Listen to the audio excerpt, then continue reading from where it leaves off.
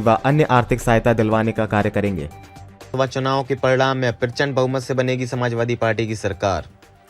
नमस्कार, आप देख रहे हैं JJ न्यूज़ 24/7। आज हम आए हैं औरैया सदर से प्रत्याशी समाजवादी पार्टी से जितेंद्र कुमार दौरे जी से बात करते हैं। नमस्कार सर। नमस्कार सर, हम आपसे ये जानना चाह रहे हैं, जो अपनी विधानसभा की जनता के बीच जो जनसंपर्क कर रहे हैं, ऐसे कौन कौन से मुद्दे हैं, जनता की मूलभूत समस्या क्या क्या है, बताएं।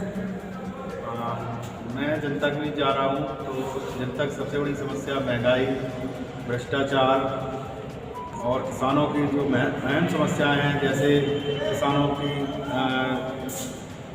किसानों के खेतों में जानवर आए दिन घुसे रहते हैं। सबसे बड़ी समस्या, रात दिन किसान अपने खेतों की रखवाली करता है और इस वजह से किसान बहुत परेशान है। बिजली के रेट इतने महंगे हो गए हैं कि सिंचाई के लिए किसान परेशान है और किसान के और भी बहुत समस्याएं हैं। खाद इतनी महंगी कर दी है और खाद का वजन भी कम कर दिया गया है।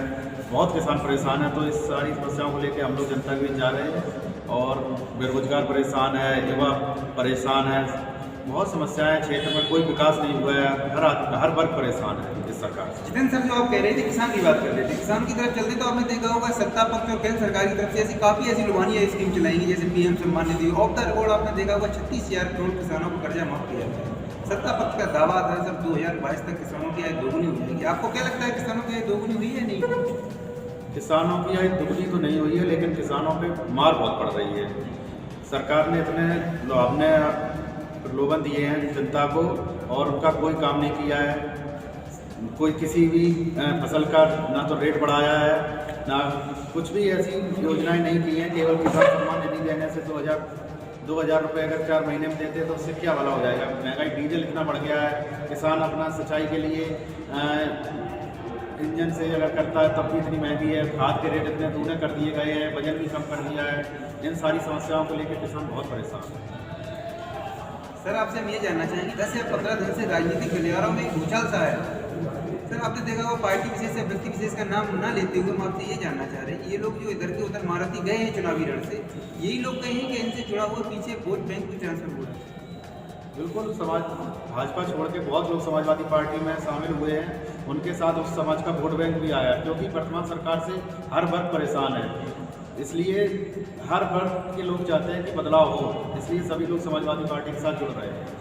जितेंद्र जी, आपसे बहुत एक अहम सवाल, आप युवा भी हैं सर, आपने देखा होगा ऑफ द रिकॉर्ड अपने प्रदेश में करोड़ों की संख्या में युवा बेरोजगार हैं। यदि औरैया सदर की विधानसभा की जनता आपको चुनती है तो आप युवाओं के लिए सर किन किन कार्यों माध्यमों के माध्यम से रोजगार दिलवाने का प्रयास करेंगे?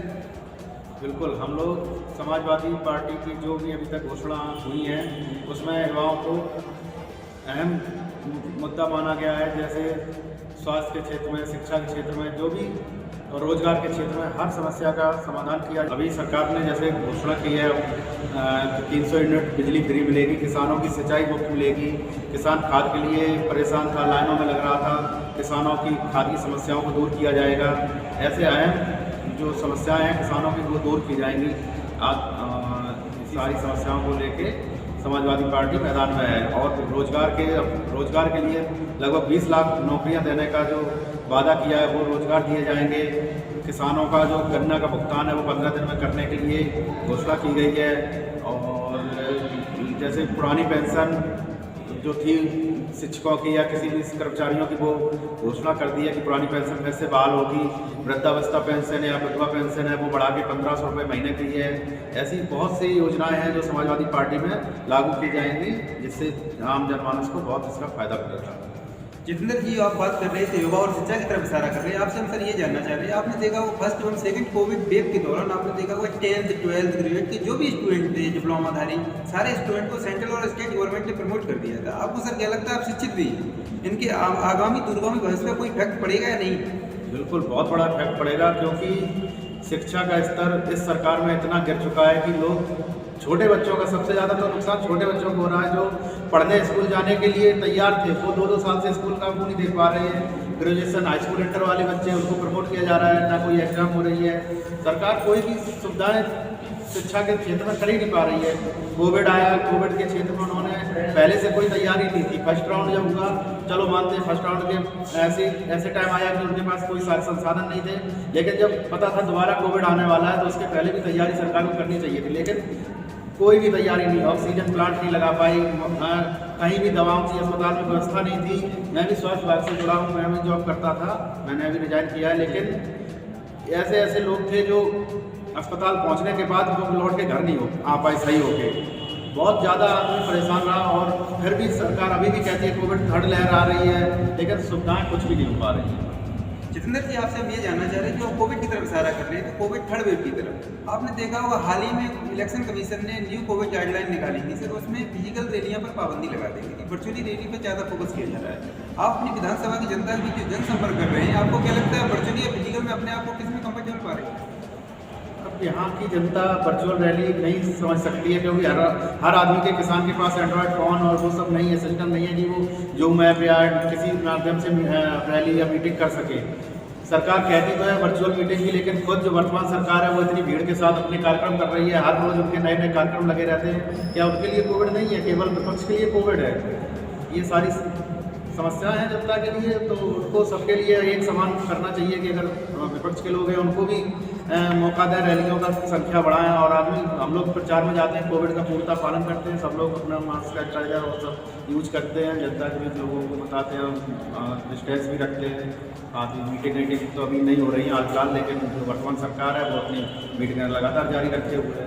जितेंद्र सर, ये बताइए सर, अब यदि आपकी पार्टी सत्ता में आती है, शिक्षा के क्षेत्र में आप किन किन माध्यमों से प्राथमिकता देंगे? जो भी आपने देखा होगा, आपकी विधानसभा के अंदर कुछ बीएड क्षेत्र भी आते हैं, बीएड क्षेत्र भी, वहाँ क्या होता है, स्टूडेंट पढ़ नहीं पाते, उन्हें शिक्षा का बहुत अभाव रहता है। शिक्षा के क्षेत्र में आप किस माध्यम से उन लोगों तक मतलब रोजगार दिलवाने का प्रयास करेंगे या उन्हें शिक्षा दिलवाने का प्रयास करेंगे? आप अपने अकॉर्डिंग में। अभी तक औरैया में शिक्षा या रोजगार के लिए कोई भी अवसर नहीं हुआ है। पिछली सरकार, सपा सरकार में ही औरैया जिले में एक प्लास्टिक सिटी का प्रपोजल आया था और काम भी शुरू हुआ था, लेकिन वर्तमान सरकार वो काम ठप पड़ा है। तो यहाँ औरैया में रोजगार का कोई भी अवसर नहीं है। सपा सरकार आने पर सबसे पहले प्लास्टिक सिटी है उसका काम शुरू कराया जाएगा। यहाँ इंजीनियरिंग कॉलेज नहीं है औरैया में, इंजीनियरिंग कॉलेज के लिए मेडिकल कॉलेज का उन्होंने सरकार में आ गया, लेकिन कोई काम शुरू नहीं हुआ है। मेडिकल कॉलेज बनेगा और भी जितनी शिक्षण संस्थाएं हैं, रोजगार के अवसर के लिए बहुत काम किया जाएगा सरकार के। सर, आपसे बहुत एक अहम सवाल है। 10 मार्च 2022 को उत्तर प्रदेश की जनता जिसका इंतजार कर रही है, आप और आपकी पार्टी 10 मार्च को पड़ाव में किस जगह आप अपने आप को कंपेयर कर रहे हैं? समाजवादी पार्टी पूर्ण बहुमत से सत्ता में आएगी, लगभग 300 प्लस सीटें आएंगी और लड़ाई विपक्ष में कोई नहीं है। सपा इस टाइम पूर्ण बहुमत की सरकार बनाने जा रही है। जितना जी, क्या आप बताना चाहेंगे? आपने देखा होगा सेंट्रल गवर्नमेंट और स्टेट गवर्नमेंट ने फर्स्ट एवं सेकेंड कोविड वेव के दौरान फ्री ऑफ कॉस्ट राशन दिया था। अभी रिसेंटली मार्च तक फ्री ऑफ कॉस्ट कर दिया गया। आपको क्या लगता है, राशन देने से जनता का मूवमेंट क्या लगता है कि दोबारा सत्ता पक्ष की तरफ जाएगा या नहीं? नहीं, ये राशन देना कोई उनका नहीं है कि ये कोविड की वजह से, ये केवल चुनावी उन्होंने एक लॉलीपॉप दिया है कि मार्च तक का दे रहे हैं। चुनाव आया तो उन्होंने राशन फ्री कर दिया, वो अपना प्रचार कर रहे हैं। 1 किलो नमक पर अपनी फोटो छपा रहे हैं, 5 किलो गेहूँ के पैकेट पे इतना प्रचार कर रहे हैं, जिस झोले की कीमत 100 रुपये से ज़्यादा, उसमें 5 किलो अनाज दे रहे हैं। इससे कोई फर्क पड़ने वाला नहीं है। जनता जान चुकी है और जनता ने मन बना लिया है कि इस सरकार को उखाड़ फेंकना है और सरकार जनता परिवर्तन चाहती है। हमारे साथ उपस्थित थे जितेंद्र सिंह गौरी जी। उन्होंने बड़े सरल स्वभाव से बताया कि 10 मार्च 2022 को जो उत्तर प्रदेश की जनता जिसका इंतजार कर रही है, जो पड़ा मारा है, उसमें समाजवादी पार्टी पूर्ण बहुमत के साथ करेगी वापसी। सर को हम अपने चैनल की तरफ से अग्रिम शुभकामनाएं देना चाहेंगे। धन्यवाद।